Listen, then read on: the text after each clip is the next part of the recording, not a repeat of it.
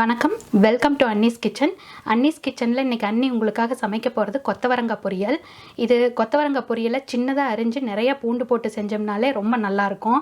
இது எல்லா குழம்புக்கும் சூட் ஆகிற ஒரு பொரியல். சாதத்தில் போட்டு பிசைஞ்சு சாப்பிட்டால் ரொம்ப நல்லாயிருக்கும். வாங்க கொத்தவரங்காய் பொரியலை எப்படி செய்கிறதுன்னு பார்க்கலாம். மறக்காமல் அன்னீஸ் கிச்சன் சேனலுக்கு சப்ஸ்கிரைப் பண்ணுங்கள்.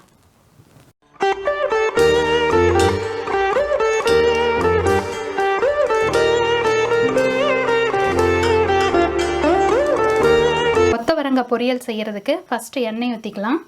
காயிட்டு எண்ணெய் கொஞ்சம். எண்ணெய் காஞ்சிருச்சு, கடுகு போட்டுக்கலாம். இப்போ உளுத்தம்பருப்பு போட்டுக்கலாம். இப்போ உளுத்தம்பருப்பு செவந்துருச்சு, வரமிளகா போட்டுக்கலாம். கருவேப்பிலை தழை, வெங்காயம். இப்போ வெங்காயம் நல்லா வணங்கிடுச்சு, கொத்தவரங்காய் போட்டுக்கலாம். கொத்தவரங்காய் இப்படி சின்ன சின்னதாக கட் பண்ணிக்கோங்க.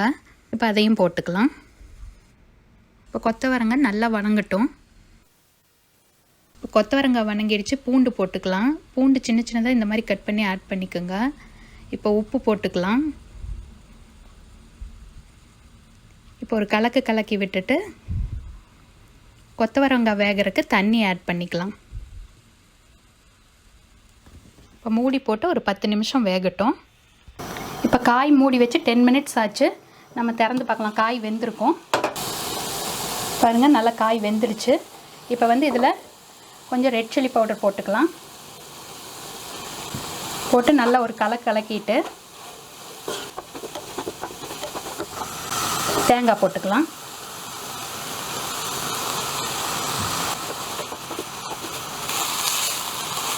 இப்போ பாருங்கள் காய் எவ்வளோ க்ரீனாக வெந்திருக்குதுன்னு. சர்வ் பண்ணுறதுக்கு ரெடி.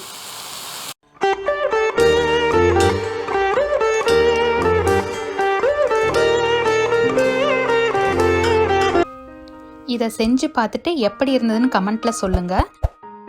அன்னீஸ் கிச்சன் சேனலுக்கு சப்ஸ்கிரைப் பண்ணுங்கள். பெல் பட்டன் ப்ரெஸ் பண்ணுங்கள்.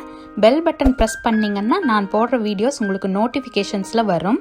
அன்னீஸ் கிச்சன் சேனலை லைக் பண்ணுங்கள், ஷேர் பண்ணுங்கள். நன்றி, வணக்கம்.